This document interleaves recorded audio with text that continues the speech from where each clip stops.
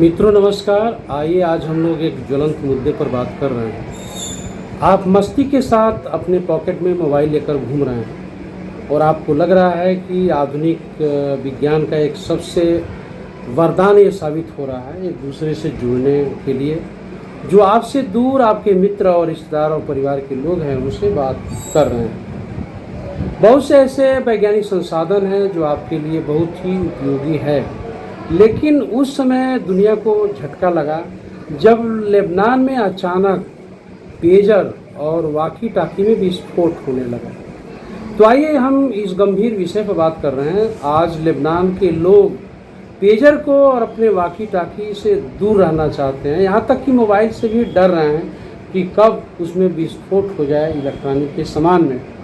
तो आइए हम आज के दौर में जो चीज़ वरदान भी साबित हुआ और अचानक उससे दुनिया डरने ही लगी, भविष्य में और भी क्या हो सकता है, क्या जो चीज़ हमारे लिए उपयोगी है वो हमारे लिए खतरनाक भी साबित हो सकता है। तो हमारे साथ बातचीत के लिए हैं विज्ञान प्रशिक्षक श्री विनय कुमार शुक्ल जी। हम आपसे बात करेंगे कि जो लेबनान के पेजर और वाकी टाकी में विस्फोट हुआ उसको लेकर आप किस नज़रिए से देख रहे हैं।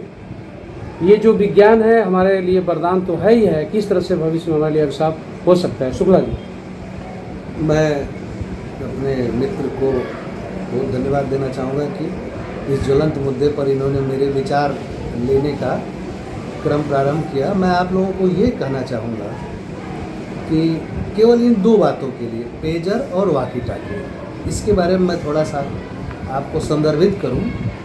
पेजर और वाकी टाकी ये दो ऐसे यंत्र बनाए गए जिनका प्रयोग सबसे ज़्यादा मेडिकल साइंस में किया जाता है, क्योंकि जो डॉक्टर्स लोग रहते हैं वो अगर किसी आईसीयू में हैं तो आईसीयू में जो मशीन की आवाज़ होती है, बीप की आवाज़, वहाँ पर डॉक्टर्स लोग मोबाइल का यूज़ नहीं करते हैं। और हाई एक्सरे रूम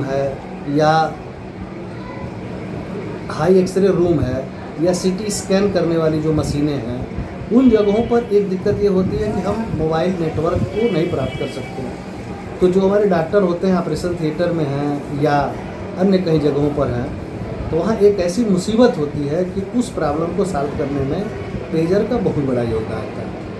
इस घटना लेबनान की इस घटना से मैं इसलिए बेहद आहत हूँ। इसमें सबसे अधिक नुकसान हुआ है तो नर्सेज का हुआ है और हमारे अच्छे डॉक्टर्स का हुआ है। जो डॉक्टर्स ऑपरेशन थिएटर में थे और अन्य मरीजों की जान बचाने में लगे हुए थे, ऐसे लोगों के साथ अचानक ये दुर्घटना होती है और इस टेक्नोलॉजी का ह्रास होता है। जिस टेक्नोलॉजी ने एक इंसान को बचाने का काम प्रारंभ कर दिया था, मोबाइल का प्रयोग प्रायः वो लोग नहीं करते थे, क्योंकि उनको अर्जेंट कॉल अगर कहीं बाहर से आती थी तो उस पेजर के माध्यम से जान जाते थे। परंतु आपसी मतभेद और टेक्नोलॉजी का गलत प्रयोग और इस टेक्नोलॉजी का इस तरीके से प्रयोग करना कि मानवीय सभ्यता को ह्रास पहुंचाया जाए, मेरे हिसाब से यह बेहद ही दुखद है। और भविष्य के लिए तो मैं इतना ज़्यादा डरा हुआ महसूस कर रहा हूँ कि कोई व्यक्ति टेक्नोलॉजी और विज्ञान को लेकर आज इतना आगे बढ़ रहा है, हर चीज़ों में विज्ञान की दुहाई देता है, और आज मनुष्य एक दूसरे को केवल नीचा दिखाने के लिए ऐसी प्रवृत्ति ला रहा है कि वो प्रयोग में आने वाली चीज़ों के साथ इस तरह से अन्याय, मानवता का इतना ह्रास।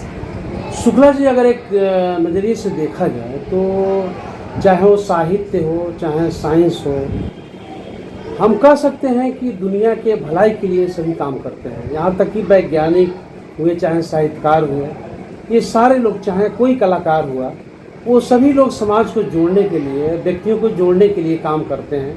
यहाँ तक कि जो साइंस जो कुछ बनाता है वो मानव के भलाई के लिए ही बनाता है। और आप कह सकते हैं कि दुनिया में जितने भी संसाधन बनाए गए हैं, जो साइंस की थ्योरी से टेक्नोलॉजी को विकसित करके जो भी बनाए जा रहे हैं, उसका सारा उपयोग मनुष्य के भलाई के लिए है, सभ्यता के विकास के लिए है। लेकिन जब पॉलिटिक्स की बात आती है तो आप देखेंगे कि दो देशों के बीच यदि किसी प्रकार का विवाद है तो पॉलिटिक्स के वजह से है, लोगों की वजह से नहीं है। अगर दो देशों की सीमाओं में किसी प्रकार का तनाव है तो पॉलिटिक्स ही उसके जिम्मेदार है।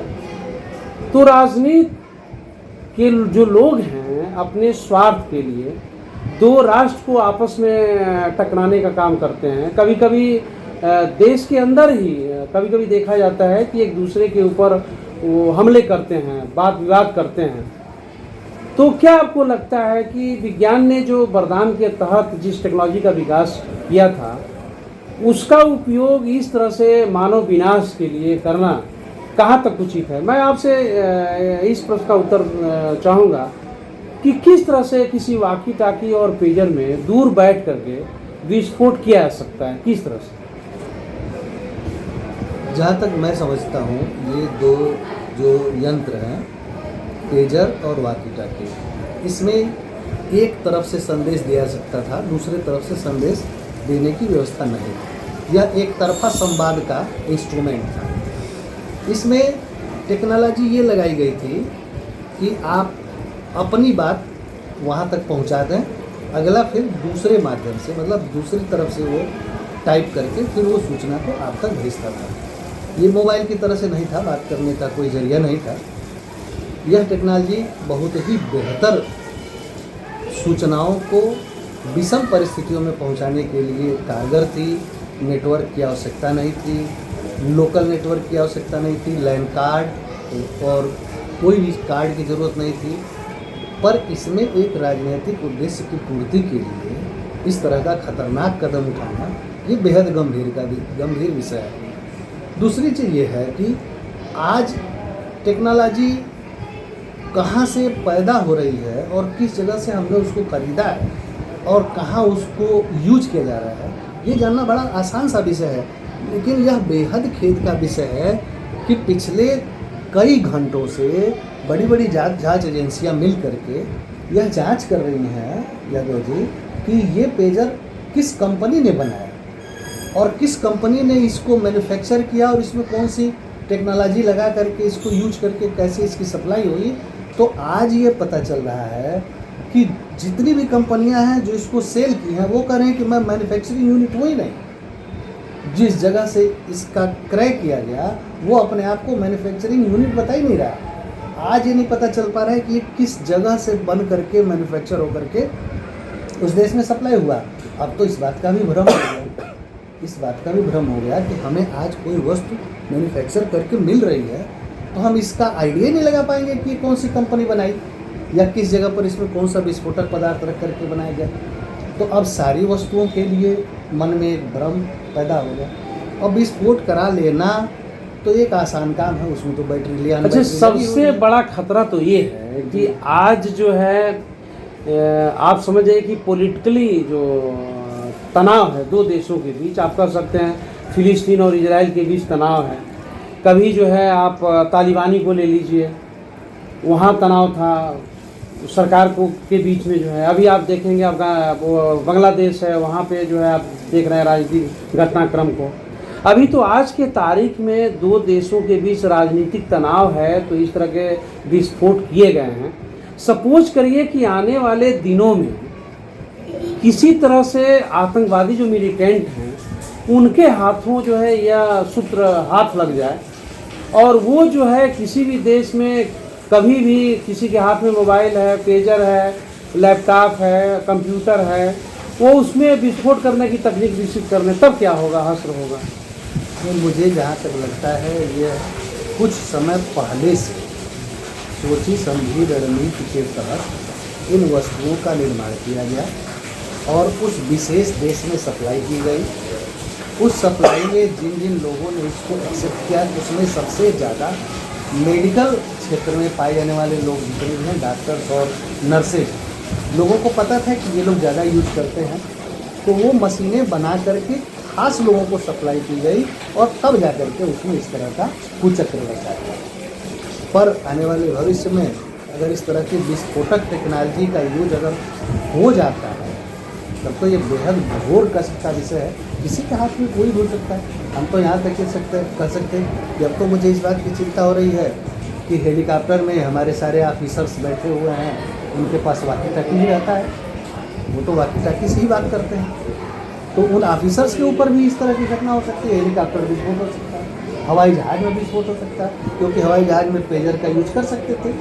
मोबाइल का तो नेटवर्क काम नहीं करता है, लेकिन पेजर का नेटवर्क वहाँ भी काम करता है, तो वो तो हवाई जहाज में चलने के लिए भी बड़ा खतरनाक विषय होगा। तो ये जो चीज़ें हैं, जो जहाँ पर किसी नेटवर्क की आवश्यकता नहीं है वहाँ पर इस तरह का विस्फोट कराया गया, ये बड़ा ही बेहद चिंता का विषय। आने वाले दिनों में इन सब खतरों से बचने के लिए और समाज राष्ट्र की सुरक्षा के लिए उस देश की जो नई पीढ़ी है, क्योंकि तेजी के साथ वैज्ञानिक विकास हो रहा है, तकनीक का विकास हो रहा है, तो सबसे ज़रूरी होता है किसी राष्ट्र की जो नेक्स्ट जनरेशन है, जो पीढ़ी है, उसको वैज्ञानिक जानकारी होना चाहिए, उसकी पढ़ाई तगड़ी होनी चाहिए, तकनीकी जानकारी होना चाहिए।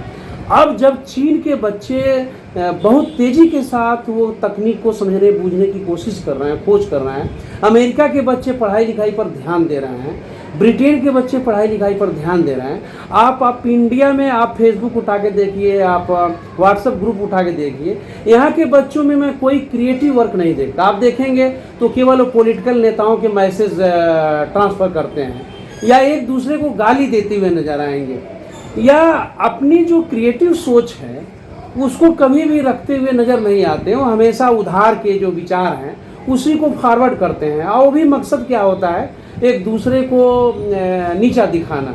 तो ऐसे में क्या आपको भारत के जो भविष्य है उसको देख करके जो सोशल साइट में जो प्रक्रियाएं आ रही हैं, उसको क्या नहीं लगता कि यहाँ जो देश का माहौल है इसमें वैज्ञानिक तकनीकी और सिद्धांत पे कम काम हो रहा है, और ज़्यादा जिन विषयों पर बात नहीं होना चाहिए, जो ट्रेडिशनल चीज़ें जिसका कोई मतलब नहीं है, उस पर ज़्यादा बहस हो रहा है। तो आपको क्या लगता है? अखबारों को भी मैं लेना चाहूँगा, मीडिया है वो कितना सच दिखा रहे हैं और कितना जो है पीढ़ी जो देश की है उसको मोटिवेट कर रहे हैं। इस पर आप क्या कहना चाहेंगे? क्या आने वाले दिनों में जो प्रतिस्पर्धा है वैज्ञानिक, उस पर भारत के जो भविष्य है उसको किस तरह काम करना चाहिए? इस प्रश्न का तो मेरे पास एक बड़ा ही कटु अनुभव है, और मैं इसको अपने व्यक्तिगत तौर पे साझा करना चाहूँगा।